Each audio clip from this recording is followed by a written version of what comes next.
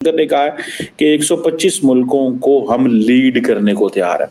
वो कह रहे हैं 125 मुल्क जो है डिस्ट्रेस में है, हम एफर्ट्स कर रहे हैं। भाई आप क्यों एफर्ट्स कर रहे हैं, एक सवाल है ना। Why India is doing an effort?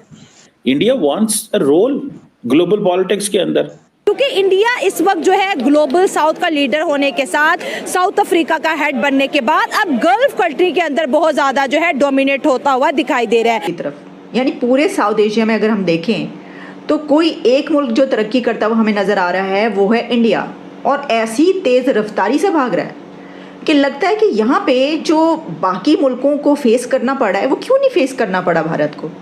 देखिए ये एक स्टडी होना चाहिए, इसकी पूरा एक ये केस स्टडी है। और वो कह रहा है कि इंडियन जो रोल है वो बड़ा इंपॉर्टेंट है, ठीक है जी। और वो कह रहे हैं कि दुनिया के बहुत सारे जो ममालिक हैं वो गैप ब्रिज कर रहे हैं। गैप ब्रिज करने से मुराद ये है कि अमेरिका फेल हो गया है। तो जो डॉक्टर जयशंकर की ये अप्रोच है कि गैप को ब्रिज करना है, वन थिंग।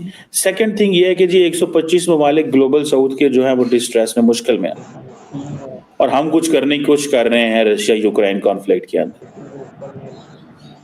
ठीक है जी।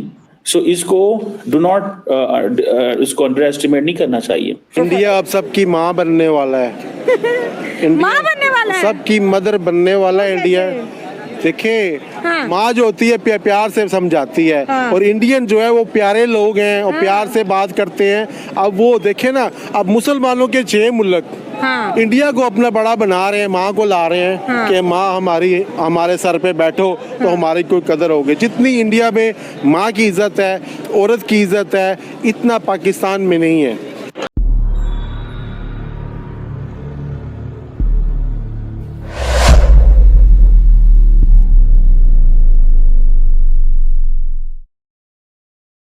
जयशंकर ने कहा है कि 125 मुल्कों को हम लीड करने को तैयार है। वो कह रहे हैं 125 मुल्क जो है डिस्ट्रेस में है, हम एफर्ट्स कर रहे हैं। भाई आप क्यों एफर्ट्स कर रहे हैं, एक सवाल है ना। Why India is doing an effort? India wants a role global politics के अंदर, और वो कह रहा है कि इंडियन जो रोल है वो बड़ा इंपॉर्टेंट है, ठीक है जी। और वो कह रहे हैं कि दुनिया के बहुत सारे जो ममालिक हैं वो गैप ब्रिज कर रहे हैं। गैप ब्रिज करने से मुराद ये है कि अमेरिका फेल हो गया है। तो जो डॉक्टर जयशंकर की ये अप्रोच है कि गैप को ब्रिज करना है, वन थिंग। सेकंड थिंग ये है कि जी 125 ममालिक ग्लोबल साउथ के जो है वो डिस्ट्रेस में, मुश्किल में है, और हम कुछ करने की कोशिश कर रहे हैं रशिया यूक्रेन कॉन्फ्लिक्ट के अंदर, ठीक है जी। सो इसको डू नॉट इसको अंडर एस्टिमेट नहीं करना चाहिए। लेकिन आज इंडियंस जो बाहर बैठे हुए हैं ना, इतनी बड़ी तादाद में, करोड़ों की तादाद में, याद रखें ये सारे के सारे इंडियंस जो हैं they are an asset, strong asset है इंडियन गवर्नमेंट का। अभी मैं कौन सी जगह देख रहा था, there was some small place जहाँ पे अभी नरेंद्र मोदी साहब गए हुए थे कुछ अर्सा पहले, जस्ट नॉट लॉन्ग अगो, कुछ अर्सा पहले, छोटी सी मुल्क था वो, और वहां पे भी लोग जो थे वो आए हुए थे। सो इंडिया जो है ना वो अपने पूरे पत्ते दिखा रहा है। इंडिया कह रहा है कि जी मिसाल के तौर पे bridge the gap. Bridge the gap मुराद ये है कि सारी ग्रेट पार्ट्स फेल हो गई हैं। अब इंडियंस ने कहा है कि अगर हमें रशिया से एलएनजी मिलेगी और अगर कीमत ठीक हुई तो हम ले लेंगे, हमें कोई परवाह नहीं है।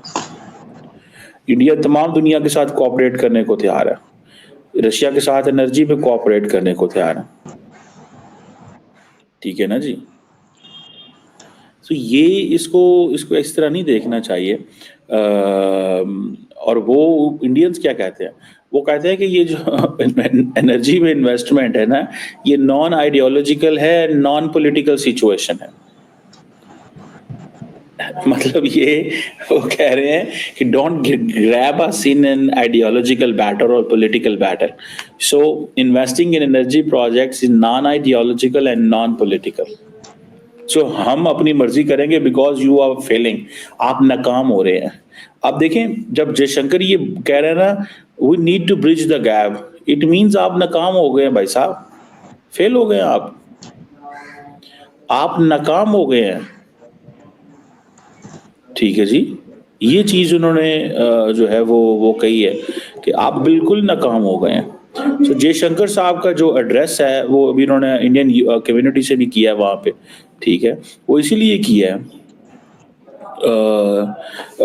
ये सारी चीज़ें के लोगों को बताने में कि मैं ऑस्ट्रेलियन, इससे पहले कि देखिए ये भी एक बड़ी स्ट्रैटेजी होती है।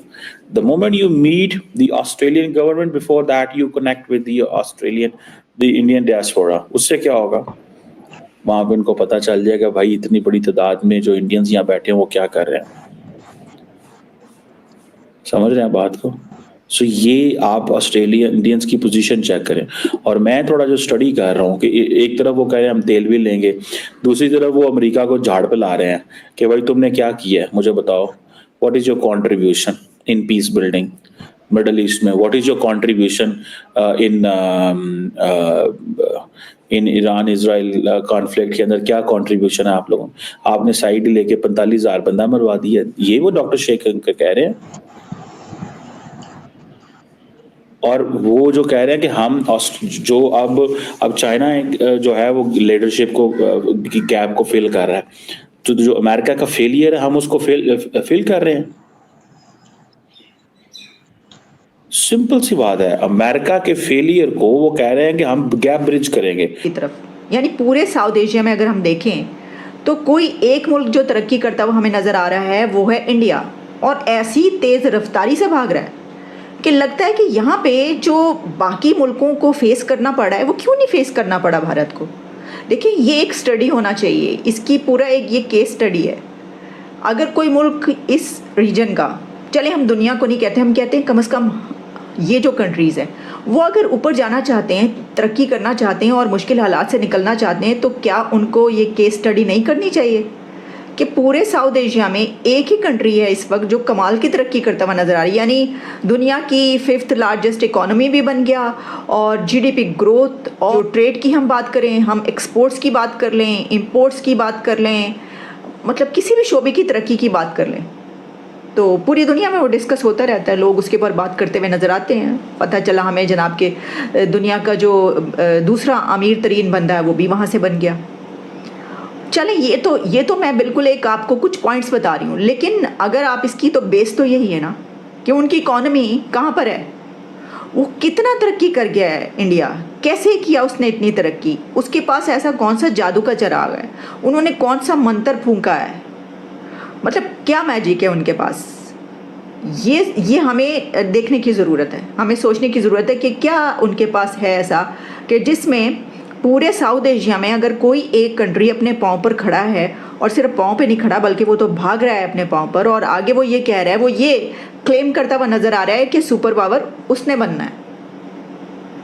तो ये कैसे हुआ, मतलब उनके पास ऐसी क्या चीज़ है, और क्या उनका एजुकेशन सिस्टम ऐसा है जिस बिना पर उन्होंने ये ताकत हासिल की है, क्या उन्होंने अपनी जनरेशन्स की तरबियत ऐसी की है, क्या उनके जो इकोनॉमिस्ट हैं वो इतने बेहतरीन है कि उन्होंने अपनी इकोनॉमी का जो बनाया पूरा प्लान वो बड़ा कमाल का बनाया है कि उसमें तो वो ऊपर चढ़ते चले जा रहे हैं।